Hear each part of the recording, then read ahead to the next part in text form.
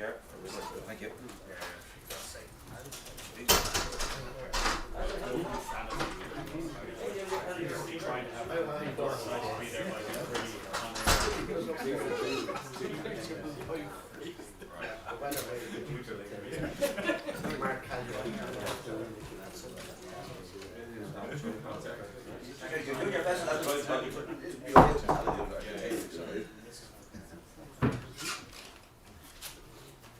So just to clarify, we'll do the live in here, and then that'll be 10-15 minutes, and then we'll break for the dailies and go into the boardroom for that, and then from that we'll go to the Sundays. Okay? Thanks, Stacey. Yeah, I'm just going to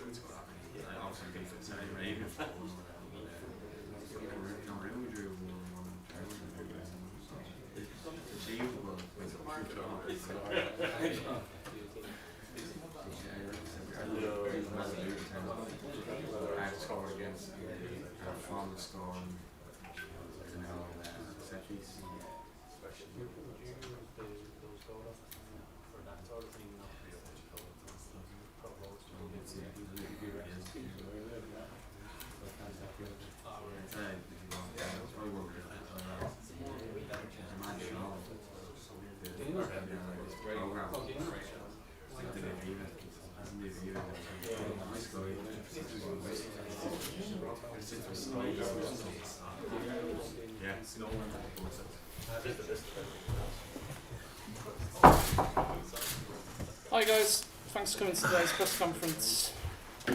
We'll be doing 15 minutes live in here before we break out for the dailies, in the boardroom and then the Sunday. So 15 minutes live in here. So who would like the first question in the live section? Would anyone like that? Nathan? Yeah. Is everyone settled, yeah? Yeah, perfect, great. Stephen, just talk us through the squad selection and some of the players maybe who have been called into training camp last week couldn't make it and aren't in this squad. Are they injured, the likes of Cannon? Tom Cannon? No, Tom Cannon is not injured. He hasn't trained now in the last 4 weeks because he obviously had tonsillitis and was sick for a period. And I think hopefully Tom can link up with the under-21s for the games in Austria. He's not trained in a few weeks. He's not been in the squad before. It would have been an opportunity if he had to come to Bristol to integrate him in the group. I think it's an important game for us, and we like Tom. He's done terrific in the short space of time. He's been at Preston, been at Preston a lot and seen him. So he can link up with the team, then link up with the under-21 team with 3 games in Austria, and he'll be on standby for us. What about Ryan Manning?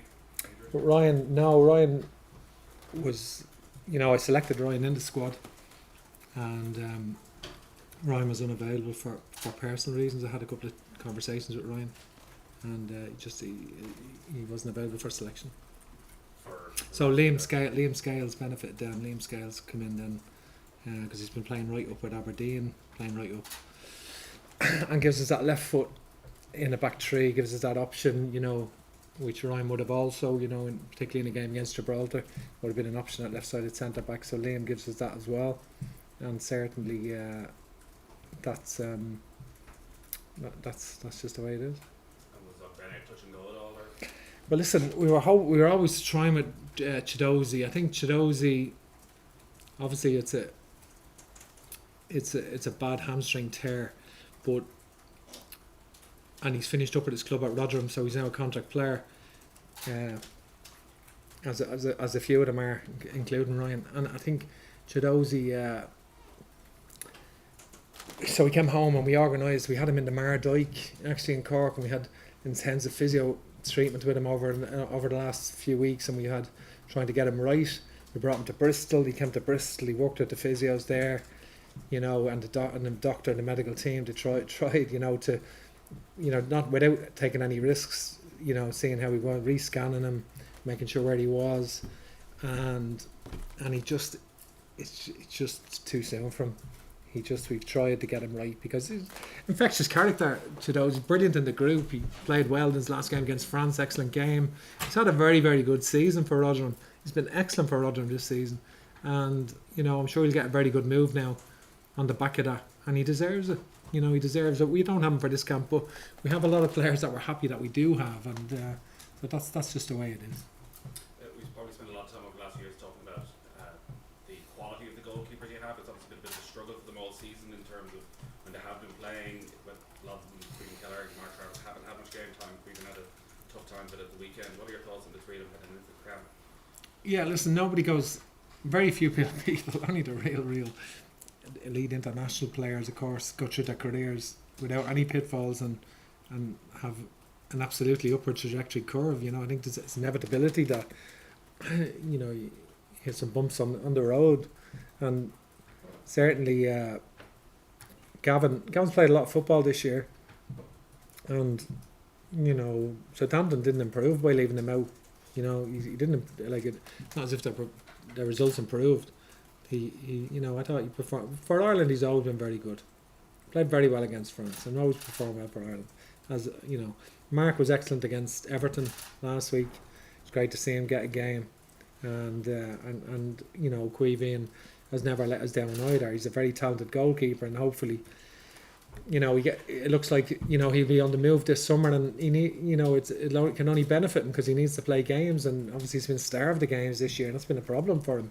And he's very very talented, and it's hard to leave Liverpool. It's such a iconic club, but he's not so young now. He's 24 and he needs to play, and he knows that. Have you spoken to him about that? Oh yeah, we speak regularly over the last year, and he knows that himself, and he knew that a long time earlier in the season, and I think he's been in dialogue with Liverpool about that for a long time, and I think it's most likely will happen. You would think, in the summer. You said most players have bumps in the road, and Ferguson hasn't really had too many of them so far. Even from the last international camp, it feels like his form, the hype around him has gone to a whole other level. Yeah, but he's only had a short career. I think so. Today's, and listen, he's taken everything in his stride. He's single-minded individual, and nothing has phased him. Seems to be able to adapt to whatever the occasion demands. So it was great to get for that. He got his first goal against Latvia in his first start, and it was a very unselfish shift against France. It was tough, real tough leading the line in that game, and he did well. And so from our point of view, we're delighted that he's come in good form. There was some issue with around ankle ligaments with him for a while, and they had to monitor that, and he missed a couple of games, and they've been managing him, and certainly he's had a week off now, and so likewise we'll have to make sure he's ready. Is he out? No, absolutely not. Gavin Kearney? Hi Stephen, just on Ryan Manning, would you expect him to be available for a future squad interview? Yeah. There's no personal issue with there. No personal. I've spoken to Ryan a few times. It's nothing like that. Yeah. And would you expect Queeving to be on the move just because Jurgen Klopp seemed to almost pour cold water on him when he said it would take quite a lucrative offer? Yeah, I would fully expect that. I think it's not. I think it's not right normally that you speak about a player moving, but he's at the stage where he's behind probably one of the best goalkeepers in the world, and it's not going to get any easier. And I think and you can't improve not playing. And so he knows that, and he's known that for a while, and it's not that easy. There's a process you go through with a club like that, and I think it wouldn't be a surprise for him to move in the summer, and he knows that. I think he's ready to go and play regularly because he needs to, and he I think the previous season was the great successful, winning the Carling Cup, playing in the cup competitions, a lot of matches. They were knocked out early this year, and they can't, not so much football from, and he needs it. He needs it, as they all do. It's hard for young goalkeepers.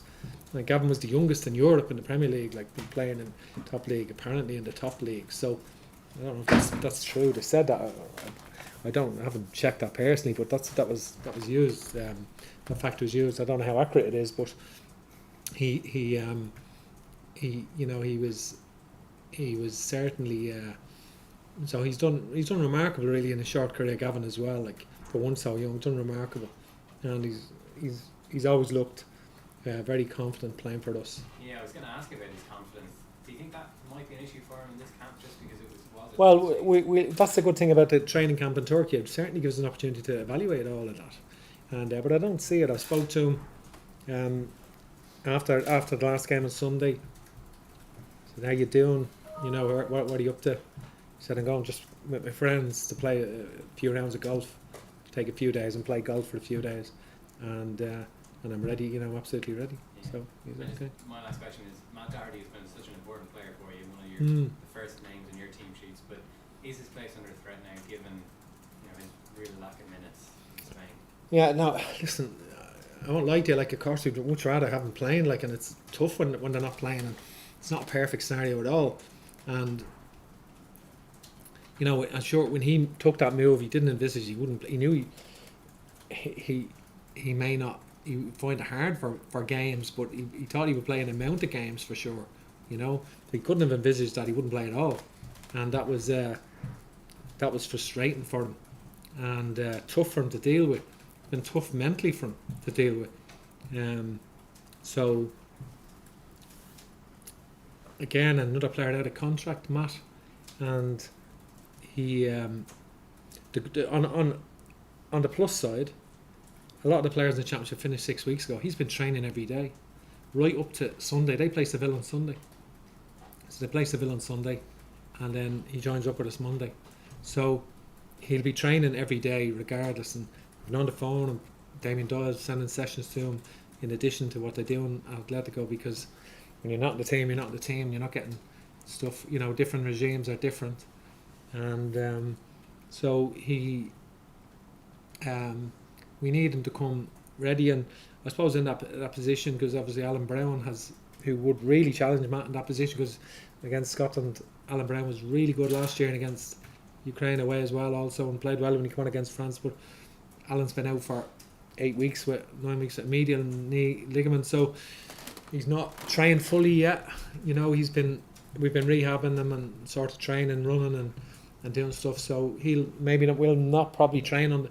That's why we've brought in an additional midfielder as well. We've probably added a midfielder an extra midfield than we normally would, because Alan Brown and Jason Malumbi. Jason's had a hip issue, had an injection in a hip last week, and in order for him to be okay, to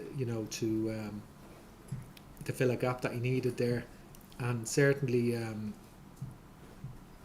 Alan has had a medial injury, so he's not been at full tilt, but hopefully he's been working with physios at Preston, and one thing about him, he's a natural athlete, he's a very fit individual, and athleticism comes natural to him, and he, so we'll see how he goes in the camp, but he may not train on the first day with the rest of the group. We'll have to assess that now when we get him in, and obviously other players that can play there. So Mark Sykes has obviously played a lot there for Bristol City in 3-5-2, and he's just a beautiful passer of the ball. Mark, very great range of pass and loads of great weight on his pass, and he really sees the game. He's a big good picture of the game.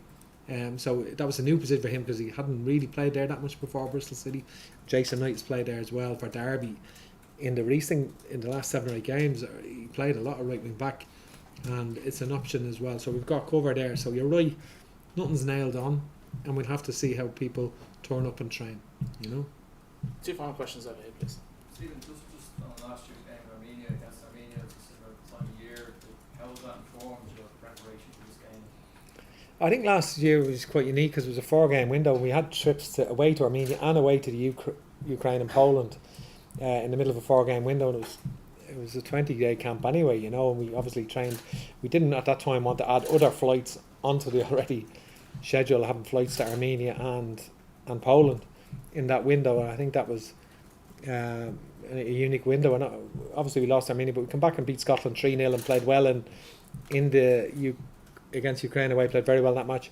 But I will admit our performance against Armenia was well below par in that at that time. But I think